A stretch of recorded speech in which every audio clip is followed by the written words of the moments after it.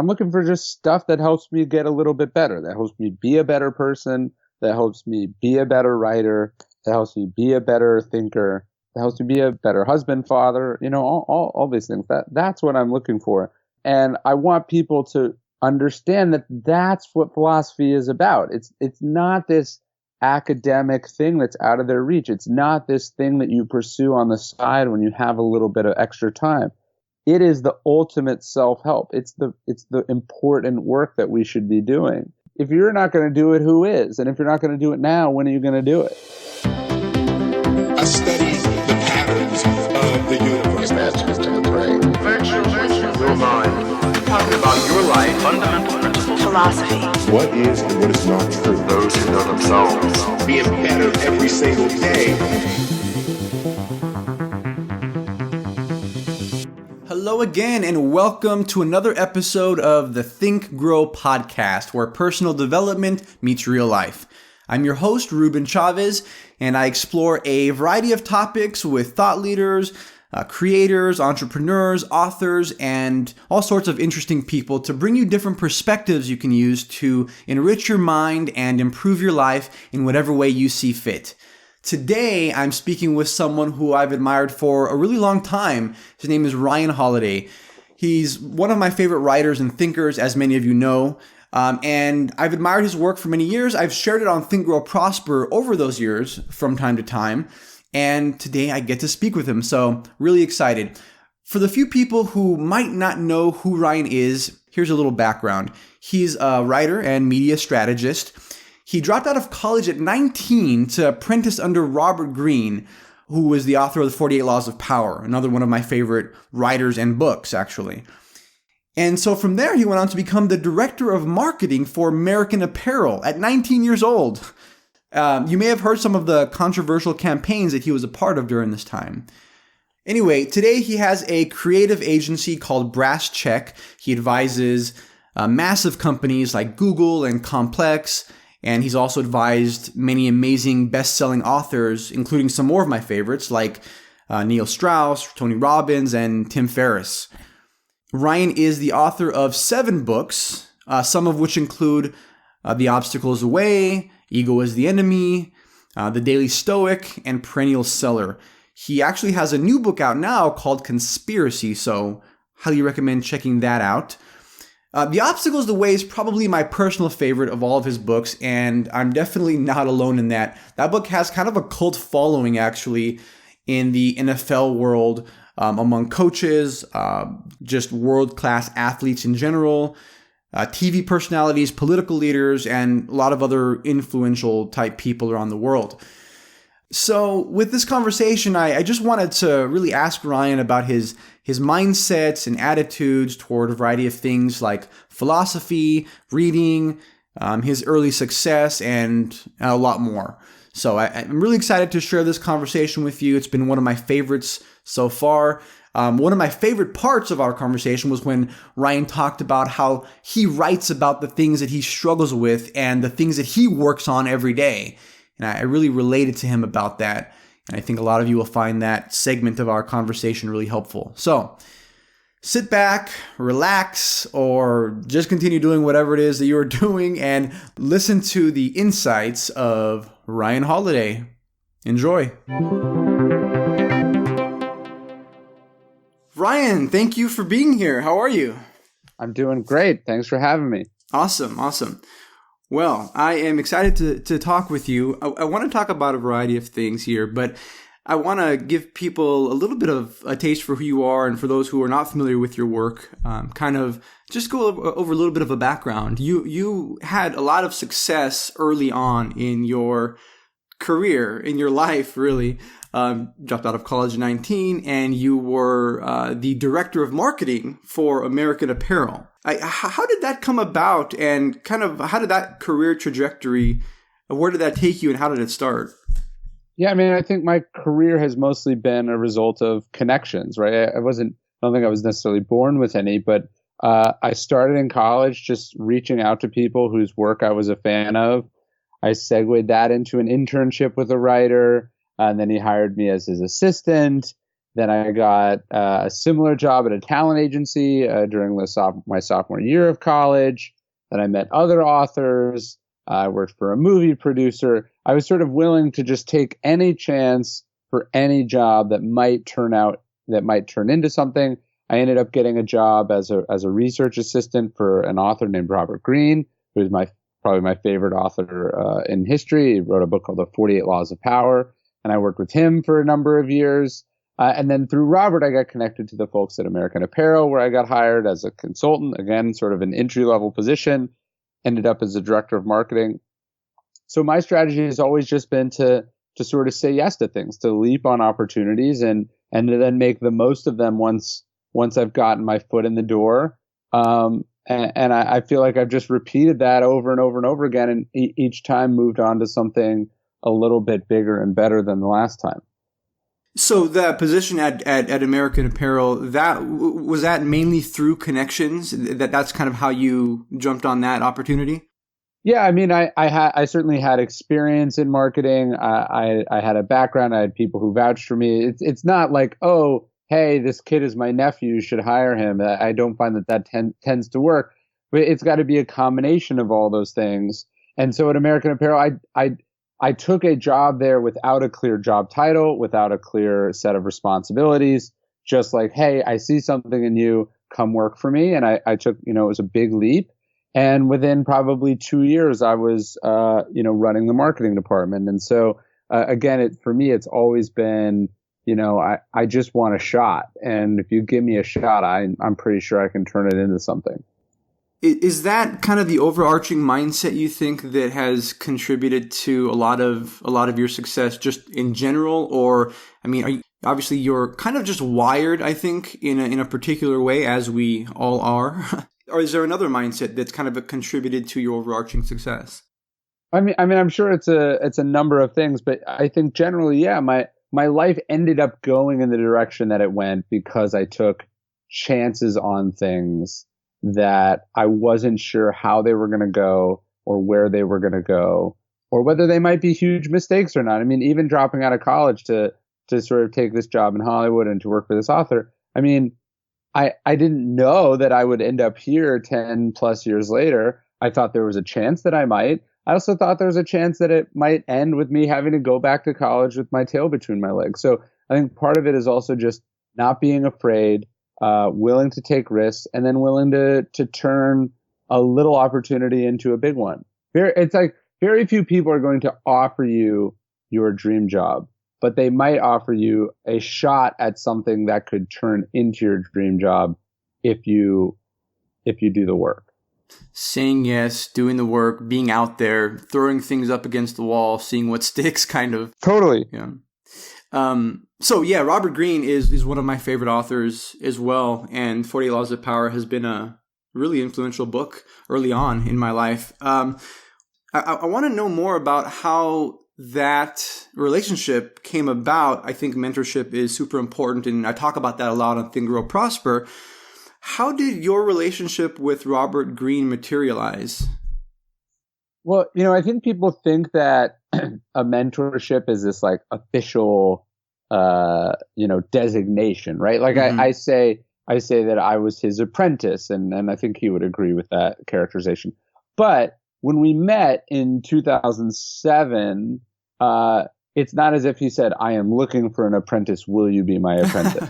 Right? He was looking for a research assistant, and he didn't have a good one. And he was working on a book, and he needed some interviews transcribed. And, I was like, look, I will do that. Like, I don't care what you pay me. You don't have to pay me. Like, I will do that. I would love the opportunity. Right. And he gave me one 1 hour interview to transcribe. And, if I hadn't delivered it, that would have been the end of it, right? If I'd done a half-assed job, that would have been the end of it. If he'd found somebody better than me, that would have been the end of it. He gave me a shot. I transcribed one interview, then I transcribed another interview, then another one. Then he asked me to research some stories for him, and then I did a good job on that. And it was this process that evolved over time. It's like any relationship, right? You're never like, hey, will you be my best friend? Or you're never like, hey, will you be my girlfriend? right? It Right. starts with a meeting or an introduction, and then you spend some time together, and then it evolves, it grows. And I think a mentorship is the same thing.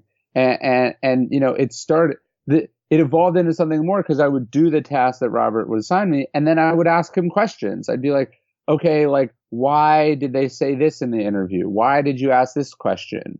What are you looking for? How did you learn how to do this? And I felt like, although he was paying me, which was nice, it wasn't a ton of money by any means. I felt like that was extra. He was really paying me. Like, what I thought about is like, how much do, successful rich people pay Robert for like an hour of his time, right? Yeah. He's a very in-demand consultant and strategic advisor. He's been on the board of a number of companies, right? What do those CEOs pay Robert for his time? $10,000, $20,000 a month. And so for me at 19 or 20 years old, to be able to ask Robert a question and have him answer that question, well, that's worth, many, many times what he's paying me per hour to transcribe these interviews. So I saw it as sort of a hell of a deal. And that's why I was willing to work so hard, because every project I did gave him, made it more likely that he'd answer my next question. Yeah, well, that's a really productive and effective framework to look at that relationship through. Like, this is exciting because I'm grateful for this opportunity. I think that's a helpful mindset. Logistically, how did you connect with Robert originally? I was working for one author who was friends with Robert, who connected me. We all had lunch together, and that's the important of connections too, is that they tend to compound, right? Yeah. You have one relationship, and then so you're likely to meet the people they have relationships with, and it extends and grows that way. So it's, again, a lot of people will be like, oh, networking is like meeting important people or whatever. No, oftentimes I've found that the best relationships I've had, or the biggest breakthroughs I had, have come through a friend of mine is writing this book. His name is David Burkus. And it's called Friend of a Friend. And he's like, that's really the future of networking. That's really the core element of networking and meeting people that can change your life. It's not always the people you know. It's the people that the people you know. Ah, got it. What was the book that you were helping Robert research when you first started working for him? I worked on a book he was writing with the rapper 50 Cent called The 50th Law, which went on to be a big bestseller. And then I worked on his book Mastery as well. Very cool. I didn't realize until recently, actually, that you had helped him work on the 50th Law. That's also an awesome book. I think it's so interesting how Roberts works. I mean, he's a scholarly, academic guy. He's like a historian, and then he collaborates with someone like 50 Cent. I love how that these kind of unforeseen collaborations come about in his career. Well, he talks about this in the intro to the 50th Law. He says we tend to be sort of stuck in these ghettos, and not ghettos in the economic sense, but we're stuck with people that are just like us. Yeah. And I think he was saying that one of the reasons he wrote that book is that 50 Cent and he were so different, yet they shared a very similar mindset. And he thought that was a cool collaboration. And, it was an eye-opening experience for me. Like, I researched a bunch of things that I wouldn't have normally researched. I learned a bunch of things that, have influenced my own books. And so, that's the other benefit of taking these leaps or these chances, is that you get exposed to things that you wouldn't have otherwise been exposed to. What do you think was the most important thing that you took away from that relationship? Well, I think the main thing I learned from Robert is just like an obsession and a love of the craft itself, right? He is a writer through and through. He takes this incredibly seriously. He lives almost sort of a monkish existence in relation to the craft. And so I came away I took what he taught me very seriously, and I felt like it's something that needs to be honored and respected, right? I don't see writing as this means to an end. I don't see it as a way to get speaking gigs. I don't see it as a way to be famous. I don't see it as a way to get rich. I see it as a calling, like a pursuit, and that you have to respect it. And so I learned that from him. I'm not sure I would have thought of writing the same way or taken it as seriously if I hadn't been sort of educated by someone who kept such a discipline related to the craft. And then, I think one of the things that Robert told me, and I wrote about this in my book, Perennial Seller, he's saying, look, a book either has to be extremely entertaining, he said, or extremely practical. I mean, ideally it's both, right? But I think this idea of really thinking about what the book does for the reader is something that not enough people do. And it's kind of embarrassing if you think about it, like that they just make what's fulfilling to them. Yeah. They don't actually think about who they're doing this for. And I find that. What problem are they solving? Exactly. You've got to, you're doing, yes, this is art, but it's also commerce, right? If your book doesn't deliver value, why would a reader give you money for it? And why would they recommend it to other people, right? Or you have a big social media following. You have an audience that you're loyal to. Why would you ever recommend one of my books? Why would you have me on my podcast if my book didn't deliver value, right? If it didn't do a good job. And so, again, I think a lot of people think about what's in this for them. And Robert thought, what value am I providing the reader? And he really, really sort of beat that into my head. And it was super important. Yeah, that's a valuable lesson. And I definitely see, I think, his influence because, your books are so well-researched. The arguments in your books are so well-formed, and they're very impactful, for me at least. Specifically, your books on philosophy, The Obstacle is the Way, Ego is the Enemy. Like, these are timeless principles, and this is something that I'm super into and fascinated by. These principles that have been around for so long that keep popping up and keep enduring. And I love the way that you kind of extract this ancient wisdom and translate it into modern terms that's practical for people. So I think you do an excellent job of that. Well, thank you. You've always struck me as a pretty philosophical guy in general, in the sense that you just think very thoughtfully about things. And I really identify with that aspect of your personality. I identify myself as kind of an introvert, and I'm wondering if you do too, because people who tend toward introversion kind of like to play with concepts and theories and philosophies like that. Would you describe yourself as kind of an introvert? Yeah, look, I think you tend to gravitate towards writing because you are better sort of stepping back, thinking about, planning what you're saying. Like I feel like I'm less articulate on this podcast, let's say, than I would be in an article that's attempting to answer the same question. And so I think obviously you want to be articulate and be able to communicate in all mediums. But I also feel like when you're sitting down and thinking about your career, you want to go towards your strengths, right? Mm-hmm. And that's what I was doing when I felt at home writing. That's where I'm comfortable. And that's why I went there career wise. And so, yeah, there's a little bit of introversion.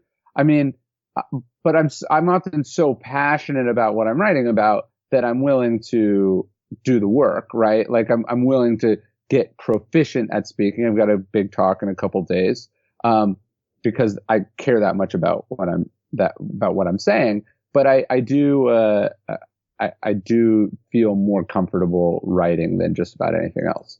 Yeah.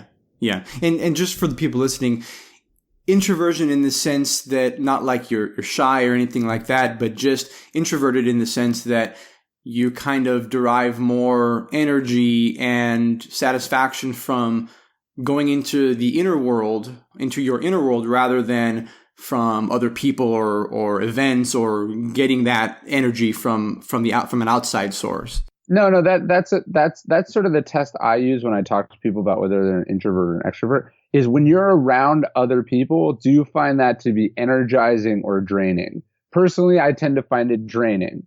And so that gives me a sense that I'm probably more comfortable by myself, sort of thinking, communicating from some level of distance than I am at a 3-day conference with people, to me, I like come home with a cold, right? Like I'm just exhausted from that experience. Yeah, I can totally relate to that. It's kind of an odd endeavor to start a podcast for somebody who is kind of on the introversion spectrum, but at the same time, sure. I relate to you in the sense that I have such a passion for what I do, specifically wanting to figure out things. Like, I'm just a curious guy. I want to talk with people. I want to get to the bottom of certain topics and subjects. That I kind of put that aside, and that curiosity supersedes my introversion. And sure, look, but this podcast is also it's 1 hour or 30 minutes. Yeah. It's under your control. You're choosing who you're talking to. That's very different than, say, like, I don't know, being a tour guide or, being a stand-up comedian or something like that, right? Yeah. So you want to be lined up with you don't want to choose a career path that sort of inherently drains you and sucks the life out of you, typically. Right. If it can be helped. Right. So I know you're a big fan of Stoicism. Obviously, you've written about this philosophy in your books and kind of interwove it throughout some of your books. Is Stoicism, is that the main philosophy that you live by? And if so, why did you choose it over other philosophies? Well, for me, Stoicism is this sort of operating system, this sort of toolkit for living my life.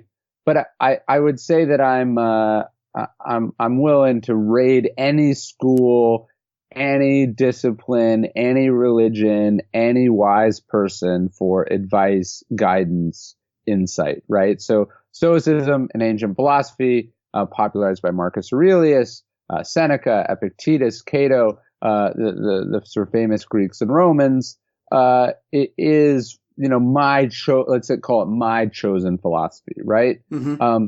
But I think the Epicureans had good insights. I think there's good insights from Aristotle. I think the Christians figured some things out. I think the Muslims and the Buddhists have figured some things out. So I'm willing to take from everywhere. But generally, yes, I find that Stoicism is sort of uniquely suited to my personality. I think it's got the closest, clearest, most comprehensive guide, as we'd call it, to the good life. And it's also where I found that I can make the most difference as a writer. So that's why I've done now 3 books. I have this site, dailystoic.com, which is, I think, probably the largest community of Stoics since the fall of the Roman Empire. And so it's a mix of both what I personally believe and the platform that I've built as a writer. I think there's wonderful things in Buddhism. I'm not writing about Buddhism because that's not both my cup of tea, to excuse the pun, and also not my strengths as a writer. Got it. And so you just kind of, your personality lines up with some of the principles of Stoicism, and you kind of naturally gravitated toward that philosophy, but you seem to have a sort of a toolkit approach in that you do take from other philosophies where you see fit. You think that's a reasonable approach? Because I really like that approach too, the toolkit approach, kind of pulling from other philosophies, and I'm always trying to compartmentalize these kind of things. How do you think about that? I mean, is that kind of your approach in general? Yeah, I think that's the ultimate approach. The Stoics were opposed to dogma. They were opposed to sort of deification, making this thing sort of above criticism or improvement. And look, the philosophy more or less stopped 2,000 years ago, right? It's not as if it has been evolving and changing and growing. If it had been, if Marcus Aurelius was alive today, it strikes me as very reasonable that he would be familiar with breakthroughs in psychology, breakthroughs in cognitive behavioral therapy. He'd obviously have seen, he'd be familiar with history. Marcus Aurelius believed that Rome should have an emperor, right? He was the emperor. I would imagine if he was alive today, he would be a Republican, not of the Republican Party, but he'd be in favor of a republic or a democracy, right? Right. And so these things I don't believe they are frozen in time. And so while the philosophy itself can evolve because the people are dead, humanity has made a number of breakthroughs and insights, and I think it's important that we avail ourselves of them. It's fascinating to me that Stoicism, or a lot of the principles in Stoicism, are precursors to like cognitive behavioral therapy, like modern day psychological fields. Sure. And when an ancient philosophy bears out the truth in modern day, that to me signals that they got something right. Well, I think the reason that happens is, we tend to think philosophy is, these sort of grand, large, truths. And it is, but also ancient philosophy was designed to be problem solving, right? Epicurus would say, "Vain is the word of the philosopher that does not cure the suffering of man." And so when you see the Stoics sort of addressing these problems, whether it's anxiety or fear or worrying about death, or whether it's our temper or any number of these things, and then those things also happen to be addressed in cognitive behavioral therapy, it's because they're trying to solve the same fundamental problem. And the solution, there's only so many solutions to these problems, right? Like it's not super, there's only like one or two ways to deal with, let's say, anxiety.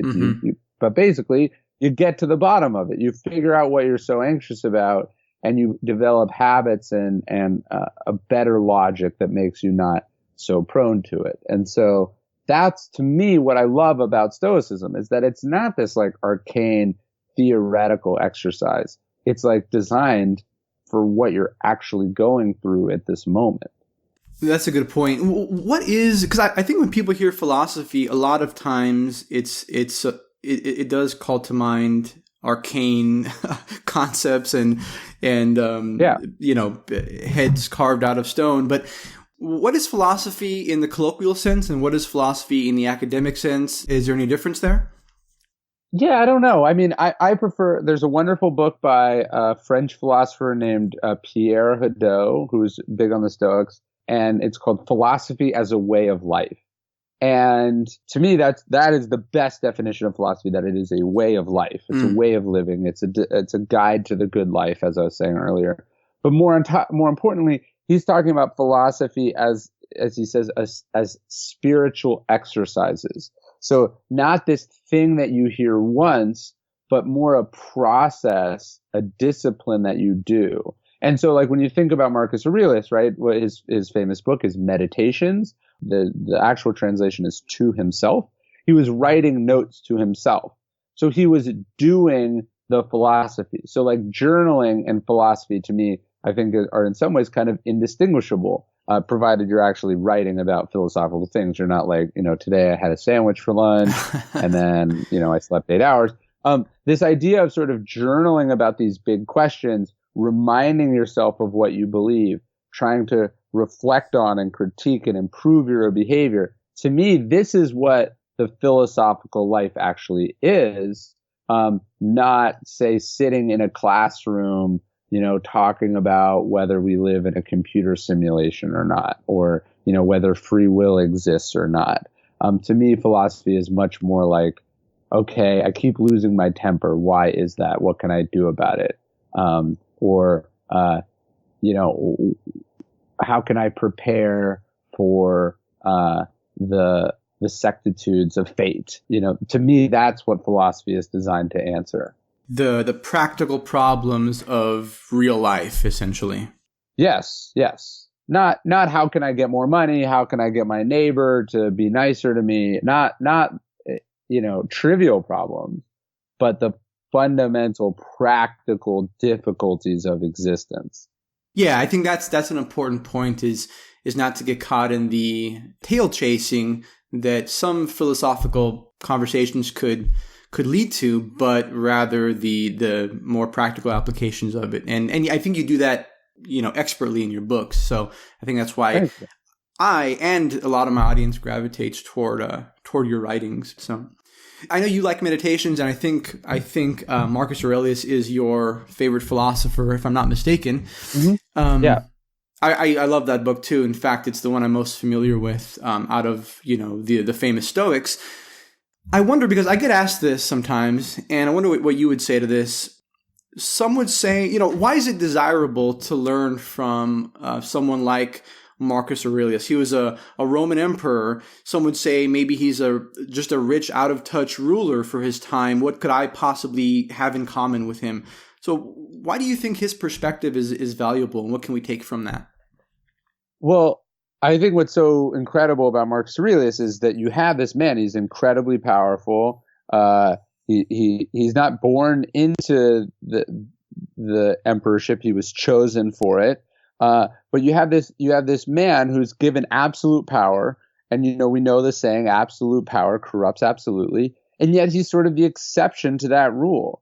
And we have his journal, like we have the journal that he wrote where he would push himself to be better. He would, we see the exercises, the spiritual exercises he was doing, and the path to self-improvement that he was on. And I find that to be very admirable. I would say that if it works for the emperor, it probably works for the ordinary, right? And what I love about Marcus Aurelius is that his favorite Stoic is Epictetus, who was a slave. And so again, you have this philosophy that is not solely about learning from the privileged or the powerful, but is in fact battle tested on both extremes of the spectrum. The emperor and a former slave are both finding solace and insight and wisdom and purpose in the same methodology, the same thinking, the same discipline. And it would be hard to find many other philosophical schools that pass that test.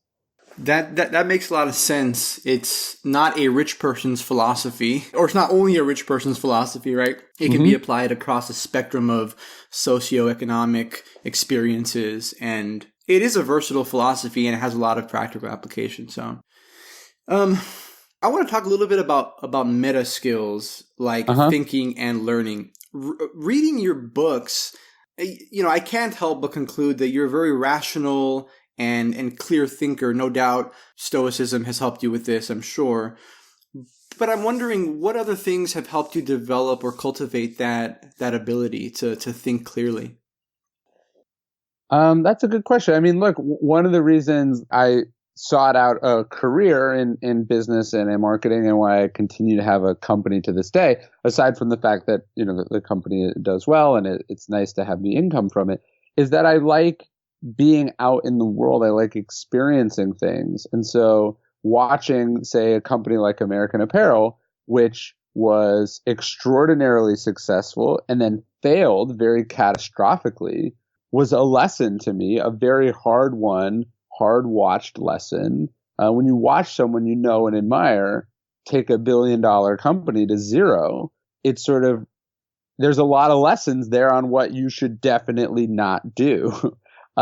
So having been out and experiencing things and trying my hand in different businesses and different industries, you learn very quickly the importance of sort of rational thought, of self-control, of managing your perspectives and your perceptions, because the stakes are very high and you can very easily go wrong. And it's an ongoing process, right? I mean, it would be absurdly dishonest to say that I am rational 100% of the time. I have grudges that I hold. I have situations that I get freaked out about. I lose my temper. I get worried. I have anxiety. I take things personally. The whole point of Stoicism is that it's an ongoing battle. It is an ongoing process that you're trying to get better from one day to the next. But I would hardly hold myself up as any sort of sage, or really any sort of example for other people. I'm writing about these same things that I struggle with, that I'm working on. But my point is, I've learned it both in theory, in the books, I've practiced it in my own life and in my own writing, and then I've gone out and had real world experiences that taught me the importances of those lessons and shown me the stakes involved as well. It's also about getting practice, right? It's also practice. Like a stand-up comedian has to go up, right? You have to get a lot of stage time. And I think that's true in life too. Like, let's say it's like, how can you avoid, how can you practice the skill of, say, not losing your temper when somebody attacks you, right? Or someone levels very serious criticism at you. Well, you can read about that and you can go, yeah, I agree, that's very important.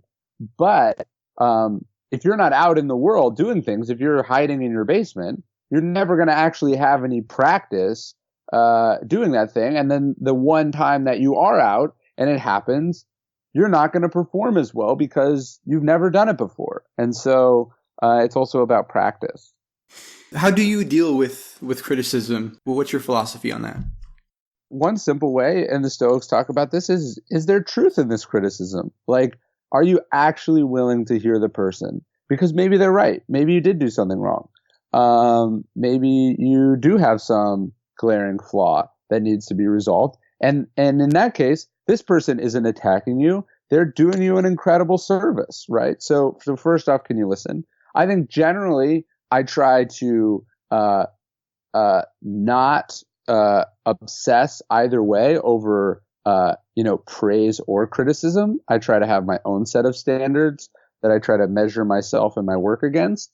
But I do, knowing those standards, then I try to integrate the feedback that I get. So if someone says, you did amazing on this book because of X, and X was something I was very intentionally trying to do, then I can, take that praise and appreciate it. If the person is saying, you did a bad job because you didn't do X, and I specifically did not want to do X, and I thought that X was opposite of the purpose of this given article or book or whatever, then why would that criticism hurt me? This person is off base. This person is trying to tell me that I failed because I didn't do something that I wasn't trying to do. And so really having a strong inner sense of what you're doing and what you're trying to accomplish allows you to integrate feedback in a healthy manner. And looking at that feedback in a more objective and kind of granular way sounds like it's helpful too. Like, not just looking at it from somebody gave me criticism and that's it, but really dissecting that criticism and figuring out what's true, what isn't, and kind of going through it like that. Yeah, exactly. I like that. Yeah, I think that, going back to kind of what we touched on just before that, thinking about things versus actually living those things and having those experiences is super powerful. And there's a huge difference. Like, I think another good example is, a philosophy of, let's say, positive thinking 100% of the time. That'll get you through everything. Sure. It sounds nice, but then you actually live life and then you realize it doesn't work like that. But then you contrast that with, say, the Stoic philosophy of negative visualization.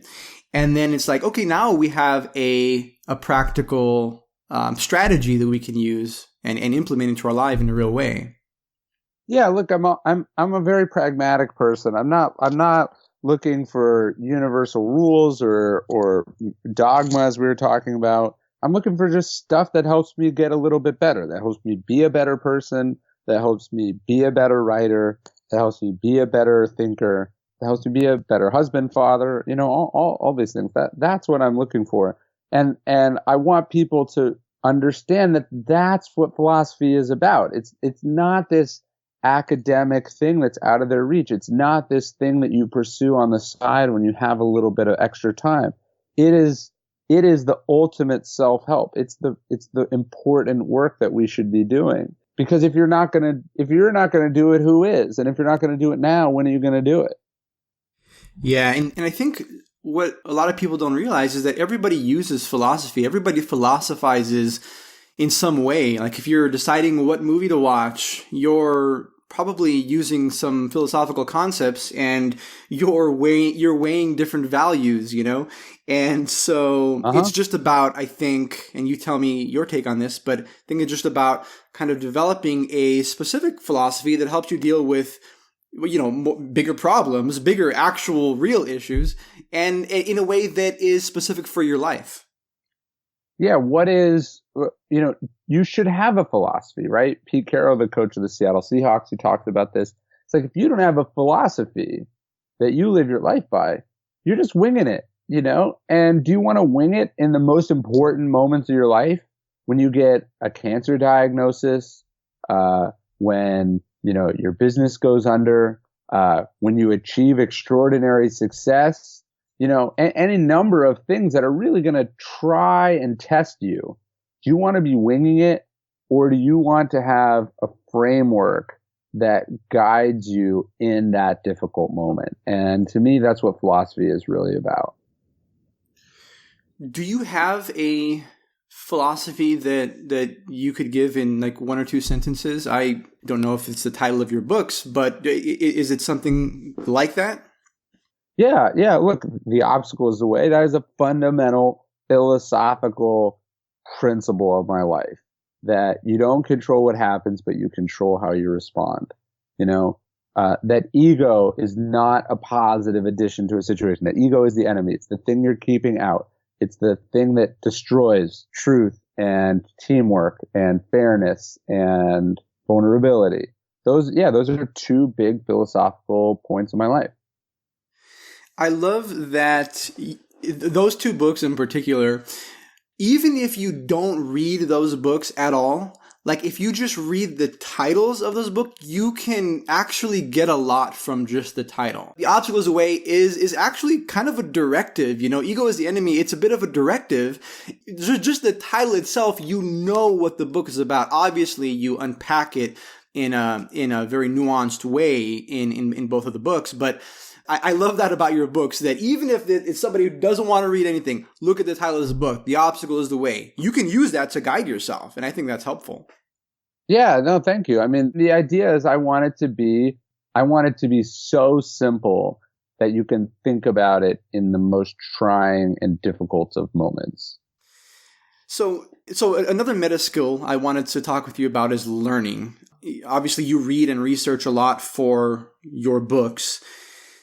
I find that sometimes if I read or study too much, I can become almost more confused than when I started, Sure. on a particular topic. What does your learning process look like, and how do you process all that information in an effective way rather than drowning in all the details? I think in some ways I'm not interested in details. I'm interested in truth. I'm interested in important, applicable exercises. That's really important. And, I take a lot of notes. I take notes, I journal, I think about these things. One of the perks of my job as a writer is that, I'm able to integrate and refresh and revisit this information, over and over again. And that makes me better. Do you feel like when you read something powerful, so something that really resonates with you, do you feel that that's just going to stick with you forever? Do you kind of have that faith that it's going to stick with you? Or do you take any particular steps to kind of ingrain that in your psyche and attach more cognitive hooks to that idea? Yeah. I mean, every book I read, I take notes as I'm reading. I transfer those notes to note cards afterwards. I organize those note cards. I revisit them when I write about the things. I try to reference them. I think about them. I review the note cards. It's a process for me. If you just let it go into a black hole, you will not remember it. You will lose it. And so, yeah, it's very important that you that you keep the information fresh and most importantly that you use it. Okay, so I want to parse that just a little bit here. So that was really helpful, I think, and I want to break that up a little bit. So this process you described, is that just for when you're writing a book? Every book I read, any book I read, if I'm not taking notes, I shouldn't be reading it. That's my rule. Got it. Okay, so the first thing is you start with books. You only read books that you're actually interested in. Yes. And then, so when you're reading a book, do you pause at certain times and then take notes, or how does that look like? No, I'm doing marginalia. I'm writing in the book as I'm reading it, jotting things down that occur to me, that I like, that I want to revisit, that are worth, remembering, like that. I've heard that from a clinical psychologist recently, that highlighting isn't really a good practice because it doesn't really train your brain to do anything.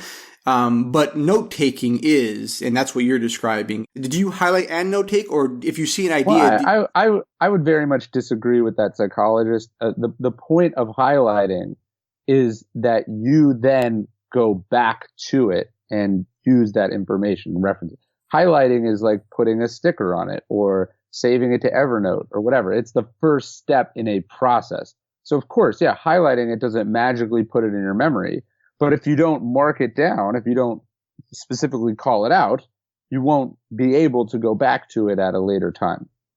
Got it. Okay, so you take notes in the margins of the book, and then at some point you transfer those. The next step is you transfer those notes to a note card?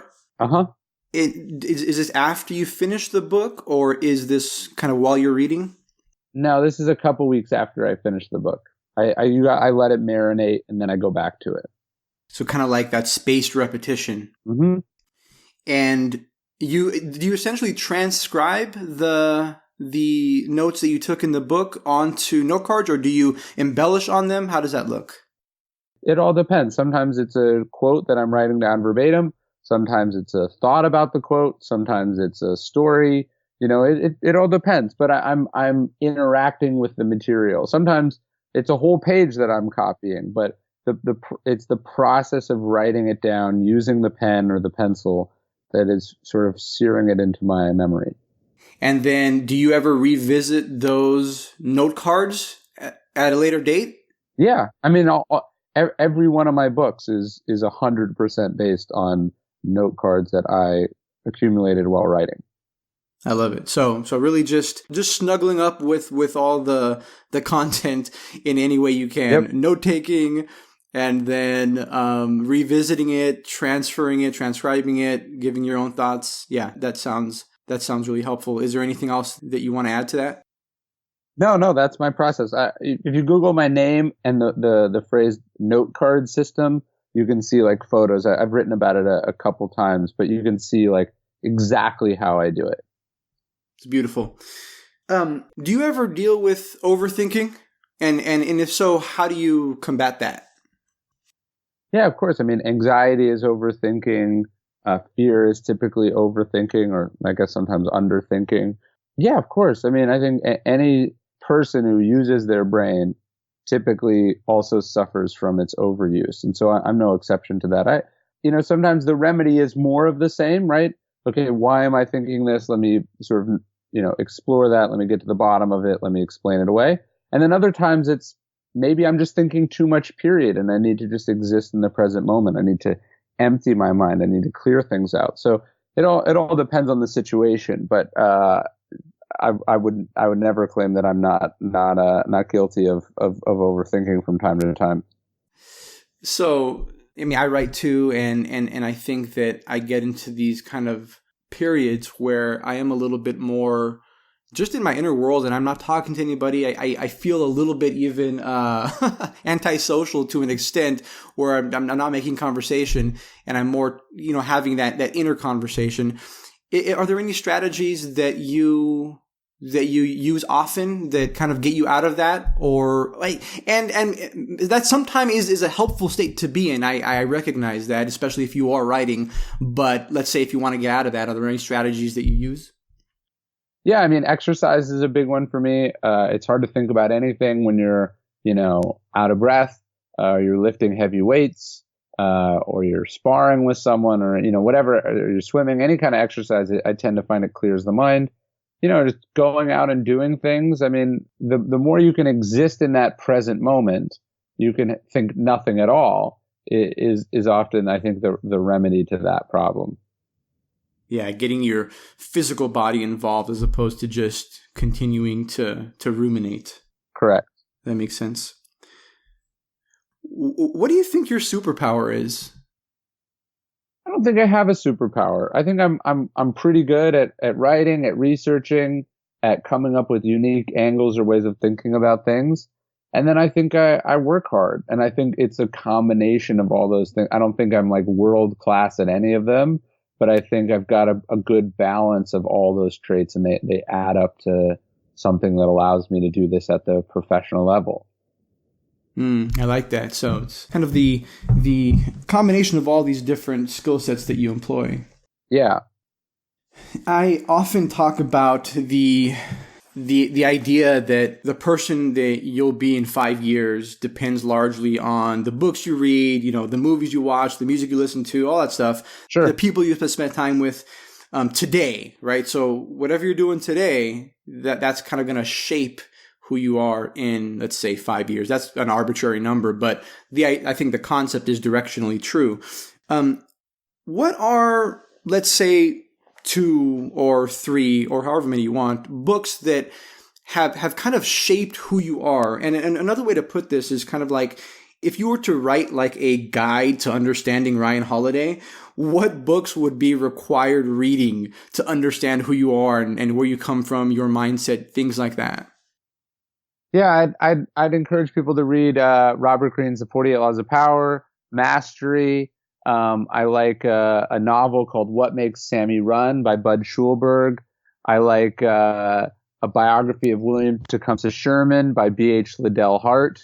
I like The Great Gatsby. It's one of my favorite novels. I like Stephen Pressfield's The War of Art. I loved Invisible Man by Ralph Ellison. And then all the Stoics. I mean, I think the Stoics sort of get to the bottom of who I am. And I don't think the journey for me is by any means done. Like, I think I'm still figuring out who I am. So, if you ask me that question today, I'd give you one answer. If you ask me in a year, I'd probably give you a slightly different answer. So it's a process for me. But I think whether you're trying to figure me out or not, I think and everyone would benefit from reading those books. When you read, do you read at every word? Do you do any kind of like speed reading tactics, or are you kind of a slow reader? I'm a very slow reader, and I just want to know your strategy on that.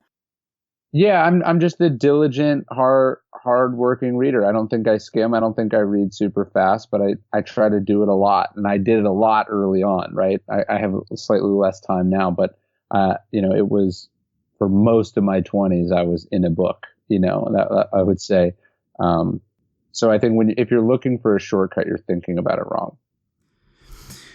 Going back to these things that shape you, so I think those are awesome book recommendations, and I appreciate that. What about maybe 2 or 3 movies or films or documentaries that have shaped you? I like Gladiator. Obviously, I think it's a great movie. There's a stoicism element to it. I like Tombstone's one of my favorite movies. I like the documentary The Fog of War. I think it's pretty fantastic. That was really influential when I saw it the first time. I like all Ken Burns' stuff, his one on national parks. I'm just finishing his one on Vietnam, his one about the Civil War, about World War II. Even his one about the Brooklyn Bridge is great. So I'm a big fan of documentary. If you're not a big reader, watch lots of documentaries. You get a lot of the benefits there. So I think if you're watching good TV or good documentaries, I think I wouldn't feel guilty about that. Some people think reading is the only way you can learn. I'm not sure that's true. Yeah, that's interesting because I've thought about that a little bit. Well, a lot actually. I'm just wondering what your take on it is. Why is reading held as kind of the highest form of learning? Because I can read a book and it'll take me, it takes me 20 hours to read a book. To read an entire book front to back. I don't know how long it takes, but maybe somewhere in that ballpark. But then I can listen to an audiobook and, in maybe half the time, maybe less than that. And I can be doing other things. I'm a pretty good audio learner. Do you think there's any decreased value in, let's say, listening to a book or watching a documentary versus reading a book? Is there any way we process that differently? I would say there's an element of snobbery involved, right? People think that books are the only way you can learn, and that's because that they learn from books. Or people think that like if you can learn from audiobooks and that's the only way you can fit it in, go for it, right? I don't like audiobooks that much. I've read all my audiobooks. I think I'm glad people like them, but it's not for me. So I just hate this idea of one size fits all. Like what I'm interested in is that people are interested in learning, and I'm not really. Maybe I was when I was younger. I was more dogmatic about these things, but now I just look, whatever works for you, man. That's what you should do. And I'm not that into making people feel guilty or inferior for not doing it my way. Yeah. Very cool, man. Well, Ryan, it has been a pleasure talking with you, and I appreciate your time, and I hope we can connect again in the future. Of course. Look, you've been a very great supporter of my work, and I really appreciate it. And I think you're doing a service too, right? Like, to go to this point about books, like, okay, reading books is great, but maybe you're a slow reader, but then you're following an account like yours on Instagram and you're getting inspiration, or you're getting one great quote that makes you think about something differently. Like, you should be looking for wisdom everywhere, even if it's on Instagram or it's on YouTube or it's in podcasts. Don't be a picky eater, right? Like, get it wherever you can get it. And that's been my attitude. So I appreciate the support, and thanks for having me on. Of course, man. Thank you, Ryan. Thank you. We'll talk soon. All right.